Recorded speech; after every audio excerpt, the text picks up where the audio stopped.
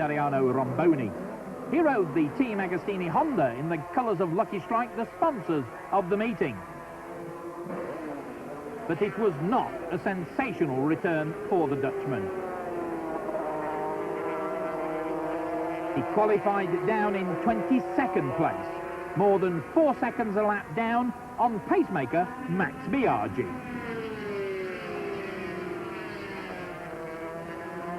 It was not a good meeting for 250cc championship leader Tetsuya Harada. Second fastest in the first qualifier on Thursday, things went sadly wrong on Friday in the final time session for the Marlboro Team Rainey Yamaha racer, who just fitted new front and rear tyres and had regained second place on the leaderboard behind pole setter Max Biaggi when this spill happened.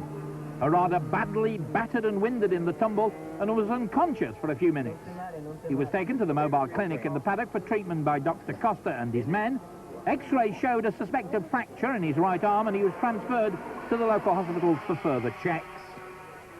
Fellow Japanese star Tadayuka Okada was third fastest behind Biaggi and Harada, but Okada also had an eventful practice. He was only fifth best after Thursday's session, almost 2 seconds slower than Biaggi.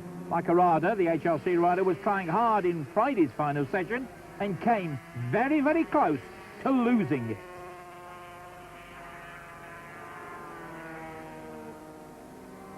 Shades of Randy Mamola.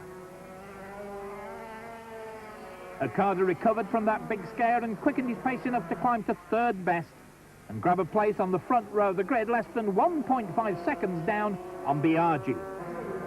Max Biaggi, on the other hand, had absolutely nothing to worry about. The Roman Emperor, still allegedly unable to come close to agreeing terms with the Aprilia factory for next season, was in sensational form, topping the leaderboard in the practice sessions over a second lap faster than anybody else. There were not many crashes during practice. This spill by Carlos Checo was the first of two, but he escaped uninjured from both.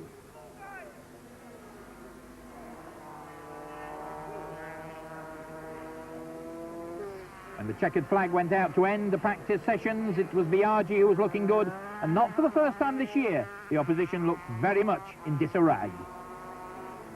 Today I make good setting on the bike, and team and Christopher Aprilia worked very well with me, and I'm happy. I'm quite happy because also on pole position, and for tomorrow I think should be nice race, but I don't know. I hope so to win and to give me a present for my birthday Monday. I make 24 years old, so I'm a little bit old now, but still fast.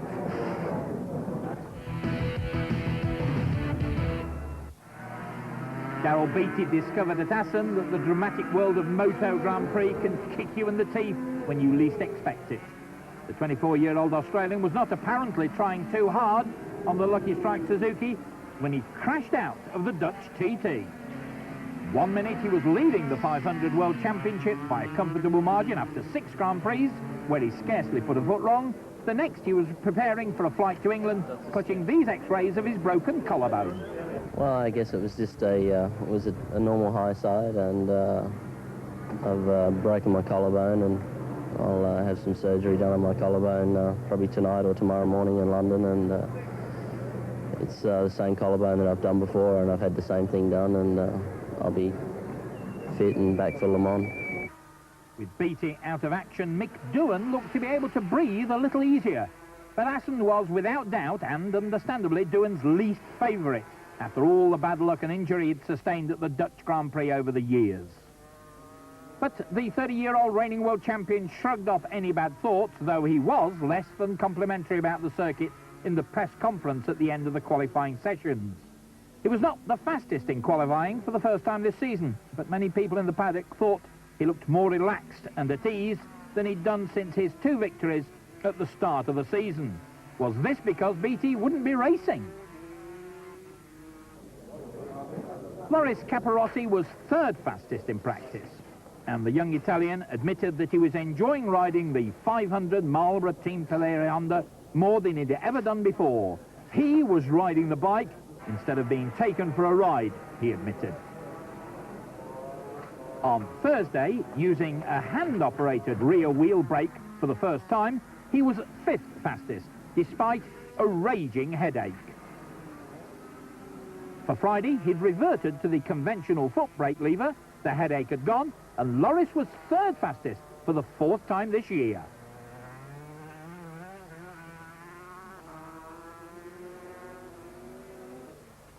Alberto Puig, the Spaniard, was 4th fastest on the Fortuna Honda Pons machine throughout the 2 days of qualifying, despite having problems with the front end of the bike.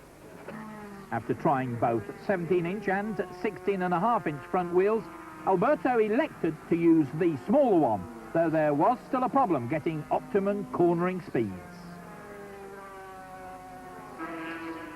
Fastest of all in practice was another Spaniard, Alex Crivillé, on the Repsol Honda. It was the 25-year-old's first ever 500cc pole position, and in fact the first time a Spanish rider had ever achieved that feat.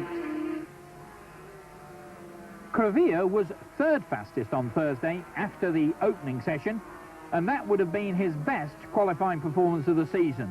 A blistering last lap moved him up from 5th to 3rd fastest. But Crivillé went quicker still on Friday.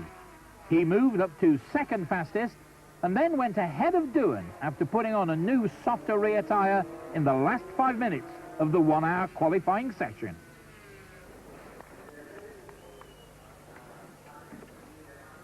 Happy faces in the Repsol Honda pits.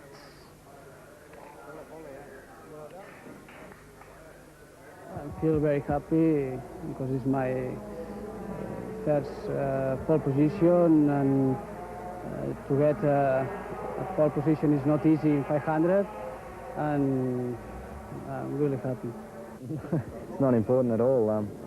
You know, our main concern is to trying to get the bike set up as best possible for tomorrow, and we're working real hard on trying to get that. Like at the end of the session, we were circulating, but we weren't circulating that fast, and just trying different things. And you know, that's my main aim, not to put in a soft tyre and go for a lap. Today is very happy. It's too much work for the setting the bike. Now my bike is it's not very good. But it's possible for tomorrow is good race. Maybe the setting front fork and rear suspension now is good.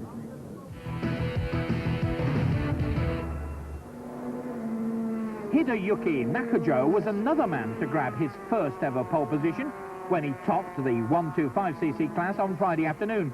The 26-year-old Japanese rider on the JHA Racing Honda slashed over 1.3 seconds off Sakata's lap record to top the qualifiers. All told, 11 riders went inside the lap record, with Akira Sato 2nd fastest on his Dock Shop Racing Honda, just over 1/10 of a second slower than Nakajo. The Japanese star was 2nd quickest after Thursday behind Sakata. He went quicker, but he just couldn't oust Nakajo from top spot. Once again, Spaniard Emilio Alsamora prevented a Japanese clean sweep on the Scott Racing Honda. Down in 6th place after the first session, Alsamora took almost 2 seconds off his best lap to stake his claim for a place on the front row of the grid. Reigning champion Kazuta Sakata was 4th fastest after topping the first day's qualifying session on the Aprilia, but it was all very close. Just a 1/5 of a second separated the top 4. Join the huge crowd at Assen then for all the race highlights right after the break. So the 250cc race starting this year's Dutch Grand Prix at Assen. And there is Akada, 3rd fastest in qualifying. Argy then at the front of the field. Waldman, then Akada, then is Rougier, and Bale. Behind Bale was Jurgens van der Goorberg, the Dutch privateer. A great ride from van der Goorberg on the Maxell Team Global machine. Well, a good start, and the crowd will be urging him on. But it's Biaggi who's made the great start. There is his teammate, former Supercross world champion, and somebody going very wide. That was Olivier Jacques. Well, he lost a lot of ground there, and with Biaggi pulling away, the pack tightening up behind. There's the gap between the leader and the chasing pack. Waldman, then Okada, then Jean-Philippe Rougier, and there is Jurgen van der Goorberg, the younger of the two van der Goorberg brothers, battling there with Bale. Well, what a great start for Van der Gorberg, and the crowd willing him to get up amongst the factory men. He's a privateer, of course. Very pleasant young man with a lot of talent.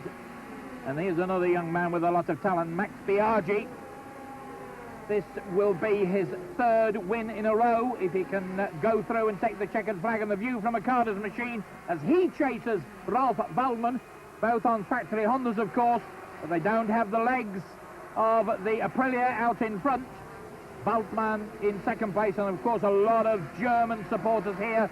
We're very close to the German border in the north of Holland. That's the gap, and it's growing. Back with Okada, and he'll be studying the racing line of Ralph Waldmann. Waldmann, who went so well at the beginning of the year, but dropped off a little bit in the past few races, of course, crashing out of the German Grand Prix and failing to score. And these two men very close together, and they are being caught now by Jean-Michel Bayle. And what a fine performance this is from the Frenchman, who switched from motocross to try his hand at World Championship road racing, and that's going from being a squash champion to take up lawn tennis. It's as different as that. Waldmann in second place, but Okada all over him, looking for a place to go past if he can find it. And although this is a long circuit, over 6 kilometres in length, there are not many places to overtake. You've got to think about it, you've got to be careful, and then you've got to be brave. So Okada, and there's one brave man whose race is over, Eskil Suter. And Okada has gone through. Waldmann trying to come back on the inside, but no joy there. So the Japanese star, runner-up in last year's World Championship, goes through to take second place in the race. Waldmann pushed back to third, and Jean-Michel Bayle right there, and a far from disinterested spectator, and that was the view from the rear-facing camera on Okada's machine. Fifth and sixth, Jürgen van der Gorberg and Jean-Philippe Rougier. And Okada then in second place, but here comes Waldmann out of the slipstream. The German just neatly goes through, and Jean-Michel Bayle was thinking about it. Hard on the brakes, the Frenchman, but he stays back in fourth position. But Waldmann has regained second spot, and Okada is back in third place. Well, it would be a brave man to forecast the outcome of this little three-rider battle. Meantime, Biaggi disappearing. Look at the gap going all the time. Must be over 10 seconds now. And look at this, Okada looking one side, then the other. Will come level. No, he doesn't. Pulls back. Goes for the other side. And Bayle's there as well. And Bayle almost pushed onto the grass. Well, Okada had almost forgotten that Bayle was there in the picture. Okada all over the circuit, and Waldmann's bike just getting a little bit light and twisty there. Waldmann hanging on, though, for grim death for second spot, refusing to let Okada go through. And Bayle, this is his best performance of all time. He really is getting better and better as a road racer. Here comes Okada, level with Waldmann. Will he hang on? Yes, he does. And there's Bayle. What's he going to do? Well, they had to drop back. He thought about going with Okada, but there just wasn't room. And Okada, a very, very brave piece of riding, and it carries him through to second spot. But Waldmann is there. Waldmann has regained that position once, but look at this, Okada beginning to pull away. Now Bayle looks for the inside line, dives through, changes his mind, chickens out, and Bayle dropped back to fourth place. Well, he had a chance to go through there, but Waldmann was indicating he wasn't going to let him go through, and discretion was very much the better part of valor. And Bayle looking for a place on the podium for the first time in his road racing career. He's done it dozens of times as a motocrosser, but never as a road racer. But first he's got to get past these two, and Waldmann on the inside. Oh, and Okada was about to lay the bike down at the chicane, and suddenly the yellow fairing was there. Biaggi, in the meantime, looks as if he's going down the road to post a letter. It's as comfortable as that. And Waldmann then with the advantage, Okada behind him, Bayle still there. Oh, and Okada thought about going through on the inside, set up, braked, and Bayle almost rammed him from behind. Well, this is desperate stuff, but what a great race it is. 120, 150,000 spectators. You take your pick of the figures. There goes Bayle. Oh, he's almost nipped through. The crowd on their feet, a lot of French spectators here, of course, and they were urging Jean-Michel Bayle just to finish off that overtaking manoeuvre. He almost did it. And there's a faller, and that is Jose Luis Cardosa, the Spaniard who was in 12th. Waldman there, we can see him from Okada's on-bike camera in second spot. And here's a good battle going on, and it's Patrick van der Gorberg ahead of younger brother Jürgen van der Gorberg, and at the back of this trio, it's Jean-Philippe Rougier on the factory Honda. Well, two privateers, both Dutchmen, and back with the battle for second, third and fourth place, and Bayle then ahead of Okada. So Jean-Michel Bayle has recovered one place.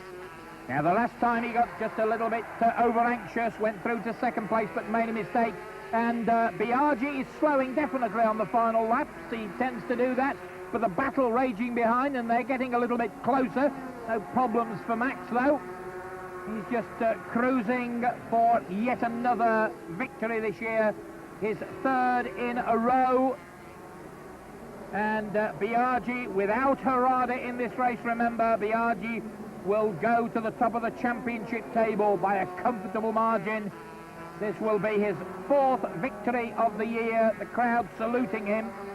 We saw a few spots of rain on a couple of the cameras a little bit earlier. A little wheelie there from Max as he heads towards the line. Will not want to be caught out. Still has his chin on the petrol tank. A little glance over his shoulder to see where that battle for second, third and fourth place is. And Biaggi looking so good. Oh, and another wheelie to celebrate this magnificent performance through the chicane for the last time. Oh, and the back end just stepped out. Now, that was a bit of a scare for him, and here comes these three. Who's going? Bayle's down! Bayle goes crashing down, and I think it's raining at the final corner. Waldman took second place, Okada third, but Bayle, who drifted a bit wide, gave a big handful trying to regain that spot, and he went down in a big heap, and here comes Patrick van der Gorberg. Well, it's raining quite hard, and the marshal fell over, and down goes Carlos Checa. Well, for once, that wasn't his fault, I don't think. And Kenny Roberts Jr. steals a place from Jürgen van der Gorberg. There's the rain, and it's caused a dramatic end. They're falling off all over the place. And, well, the rain caught out everyone. There's Carlos Checa trying to get on his feet. But no problems for this man, but he was a little bit lucky. You can see the raindrops now on the camera. And there's Patrick van der Gorberg. He's pushed over the line. He took a real hefty knock. But it's celebration time out of the front for Max Biaggi. Confirmation of the result. Biaggi, Waldman, Okada, Rougier and Kenny Roberts Jr. in fifth place. And Jürgen van der Gorberg, who remounted on the Maxell Team Global machine. Then Aoki, Gramini, Dantin and Fuchs. And still waving the Italian flag, Max Biaggi gets the trophies from Jos Varsen of the FIM. Now it's Garland time. And a great performance from Biaggi. Absolutely superb. What a battle behind. Today was a brilliant race. Not so bad race, not so very hard. The rain was a little bit problem for everybody, and then I want to say thank you to my team because they worked very well. The bike was very fast, and nothing. This is my favorite track. It's like was born for me, for my type of style. Nothing. Just I'm very happy also because I'm first in the championship. Harada second, and we have a little bit advantage in him. Nothing. This is a nice present for me because tomorrow is my birthday, 24 years old, and I want to say thank you to everybody, to Max. Biaggi 25 points ahead of Harada, who couldn't race, of course. Then Waldman, Aoki and Okada.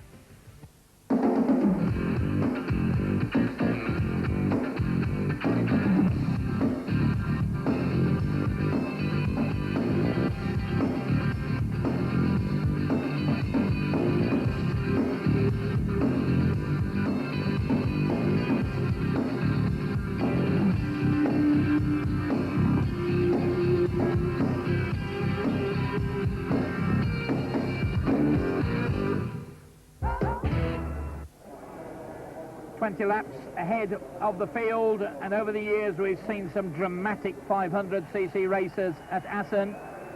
There he is in pole position, the first time ever for a Spanish rider, Alex Crivillé. And the man he deposed, Mick Doohan, Doohan in pole position at every other round so far this year. Alberto Puig, of course, winner of the Spanish Grand Prix at Jerez, looking for another victory. And there's Cadalora number 2, a fair way down the field. And the rest of the pack going through with Alberto Puig at the front of them all. And still the Spaniards lead first and second. Doohan, for the moment, content to be back in 4th place. Arby's alongside him, and that's a bit of a scary thought. So it's number 5, Alberto Puig. Then 6, Crivillé. 65 is Capirossi, and Capirossi sweeps round Crivillé, nips through to go into 2nd place. So Capirossi, who was 3rd fastest in practice, going ahead of the pole setter, but it's early days yet in this 20-lap race. Puig from Capirossi, then Crivillé, then Michael Doohan. And Doohan, of course, he doesn't like this track, but he has a golden opportunity to pull back all or most or some of the 24 points advantage that the injured Daryl Beattie has going into this race. So it's Alberto Puig, then Capirossi, Crivillé, then Doohan, then Arbe. And there's Capirossi. He's swept round Alberto Puig, and Capirossi leads. The young Italian at the front of the field. This is his first season of 500cc racing, and he leads the pack. And Doohan goes through on the inside, pushes Crivillé out, his teammate, and it's Doohan through into 3rd place. Well, it's all happening on this lap. Capirossi from Puig, then Doohan, Crivillé back to 4th. Then it's Arbe number 17, 9 is Alex Barros, 7 is Senichi Ito. But it's Capirossi who leads, the Italian, who admits that he's getting to grips more and more with the Marlboro Team Peleri machine. And Arbe now has got ahead of Alex Crivillé, so Crivillé goes back another place. He's down to 5th position. Capirossi, Alberto Puig, Doohan. Well, will Doohan be happy to stay in 3rd place for much longer? What a good ride, though, from Capirossi, beginning to show that he can run at the front with the very best. Nice high shot. Look at all those cars, the vehicles, bikes, and spectators. An enormous crowd here at the Circuit Van Drent, near the market town of Assen. And Alberto Puig looking about to go through on the inside, but had to change his mind because there was no piece of the racetrack left. Puig looks over his shoulder, and we'll have seen that big number 1 right behind him, and that should be enough to encourage him to wind up the wick just a little bit more. Crivillé back into 4th place now, so Crivillé recovering. Capirossi leads from Alberto Puig, then Mick Doohan, then Crivillé back in 4th place, then it's Arbe and Barros, and here comes Alberto Puig. He got that move lined up before, and Doohan looked as though he wanted to go round Capirossi. Well, Capirossi caught out, and Doohan is level with Capirossi, but he has to get back line astern. But the reigning 500 world champion, the Australian Mick Doohan, looking to go. He won't let Alberto Puig get away. He knows that Puig has got the ability and the machinery and the skill and determination to win a Grand Prix. He's done it already this year at Jerez, and he would like to do it again. In fact, he'd like to win the 500 World Championship. There's Kevin Schwantz. So Capirossi going backwards at the moment. Arbe is right behind him. So too is Alex Barros, the Brazilian on the Kanemoto Honda. So it's Alberto Puig, number 5, chasing him and chasing him hard is Doohan. Then Crivillé up to 3rd, 65 Capirossi. And Alex Barros now has got ahead of Arbe as they put another lap in the book. Puig from Doohan. And here's Barros. Can he put Capirossi another place down? No. Capirossi says, I've lost enough positions, thank you very much indeed. I'm hanging on to 4th place, definitely. Capirossi under pressure from number 9, Alex Barros on the HRC Honda. And Arbe on the Yamaha. No sign of his teammate, though. Luca Cadalora. Not been a good last 2 or 3 Grand Prix for Luca Cadalora. But Doohan has caught Alberto Puig, and Crivillé is with him as well. And this is the battle for 1st, 2nd and 3rd. And they are now dropping off the 3 riders behind, with Capirossi in 4th place.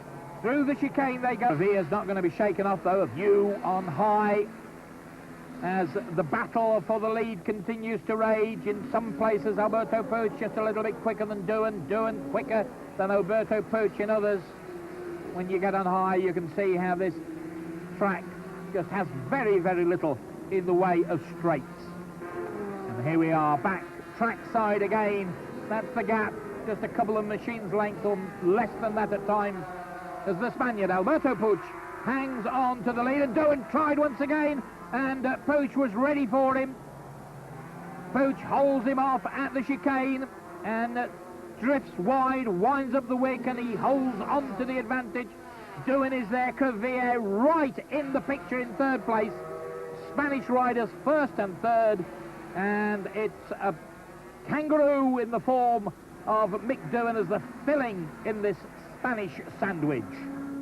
So Alberto Puig, can he win his second Grand Prix of the year?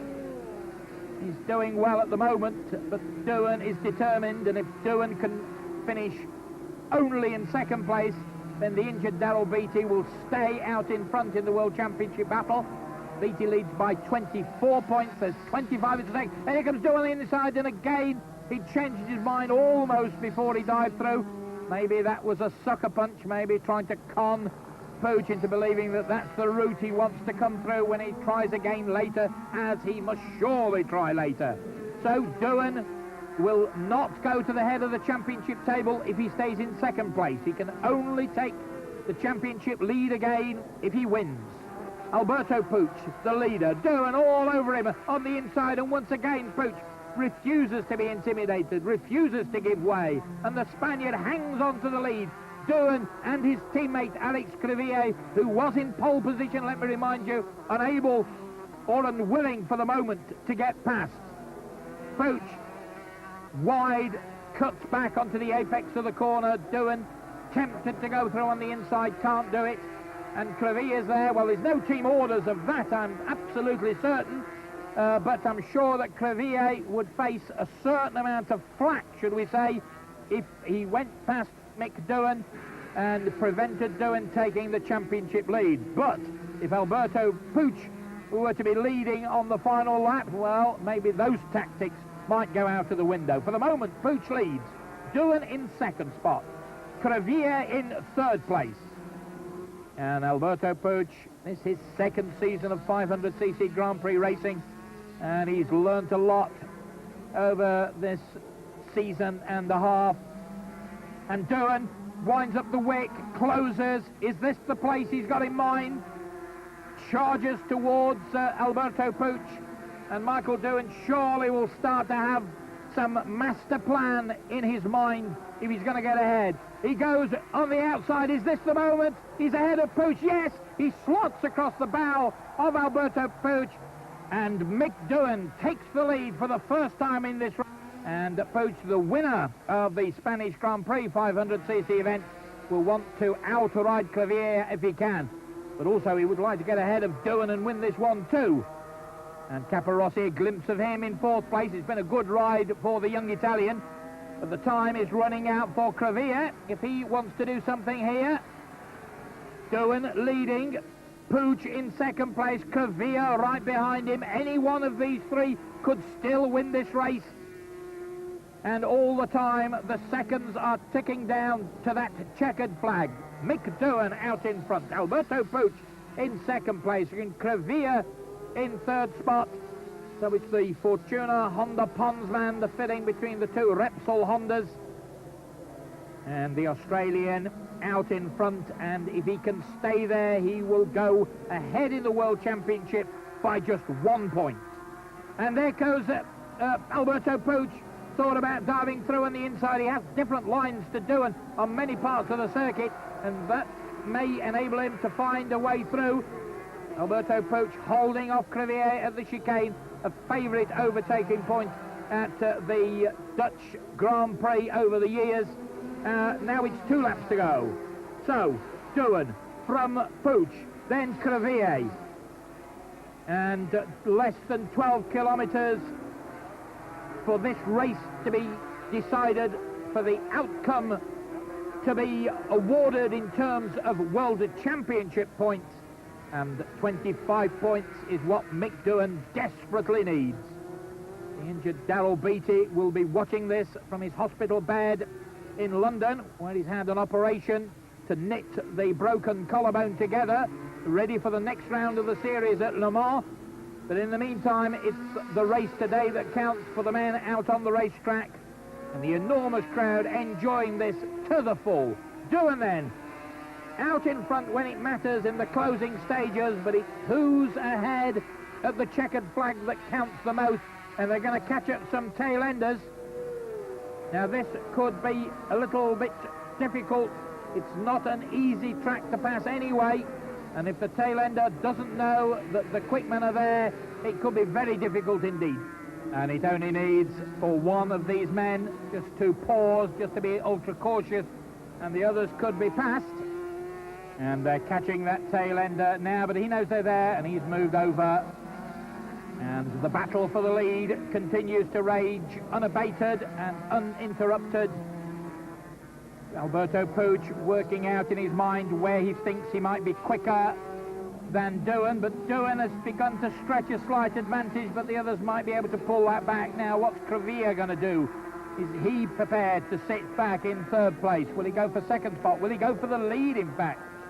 Crevilla in pole position in practice. A win would look good, and he's level with Alberto Puig going into the chicane for the penultimate time, and once again Alberto Puig holds him off. We're about to start the final lap of the 1995 500cc Dutch Grand Prix, and any one of these three men could win, and again there's slower traffic down the racetrack.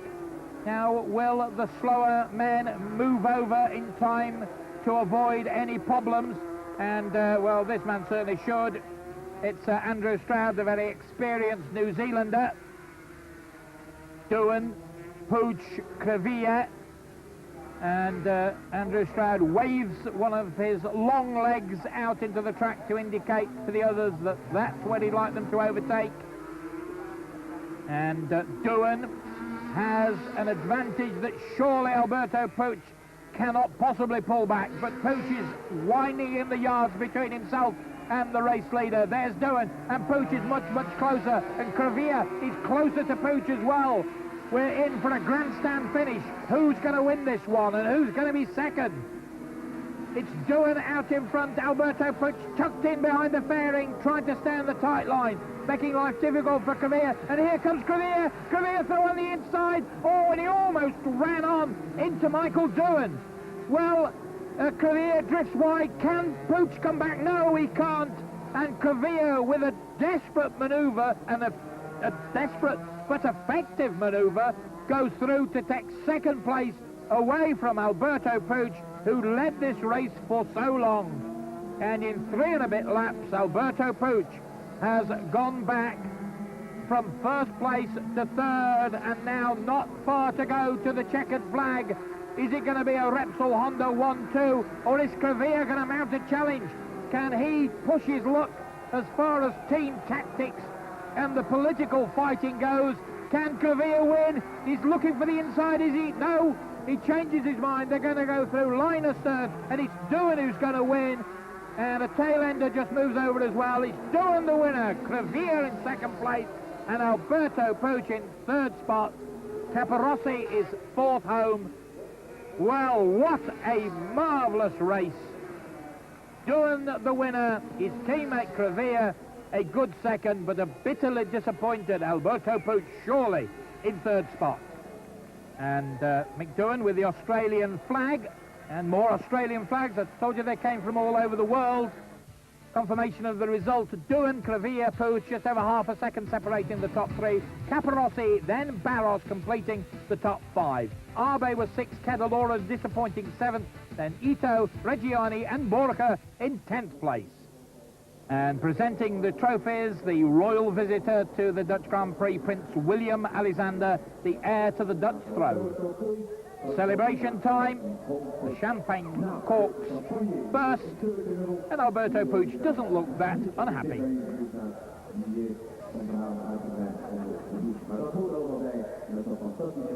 Really good to win here. You know, I had to take advantage of Daryl Beattie's misfortune, and you know, it's a shame he's not here, but you know, at any rate, I had to take maximum advantage of it if I could, and I felt comfortable all the way sitting behind Alberto, and I felt that if I could get by, I could hold him off, and it was just a matter of getting by because he's late on the brakes, but he doesn't carry much corner speed, so you can't really make an advantage on him. When he brakes late and then stops you in the middle of the turn, you both accelerate away the same again. So there was only really the one spot here coming into the chicane that I thought I could get him. So from 5 laps from the end, I decided that I'd better start trying now, otherwise I'm going to run out of laps. And 2 laps later, I was by and lucky to hold it to the end. It was a difficult race, and in the end I finished second, but maybe I couldn't be more in front. But anyway, it's a good result for me. Finish second, no, it's fantastic. They passed me in the last lap. I think it was my mistake. I mean, when Duhan passed me, I tried to follow him. It was it was okay, but I didn't expect that Alex was going to come behind me. I think it was my mistake. That's all. And the championship positions. Duhan now 1 point ahead of the injured Daryl Beattie, then Alberto Puig, Sevilla and Canalora.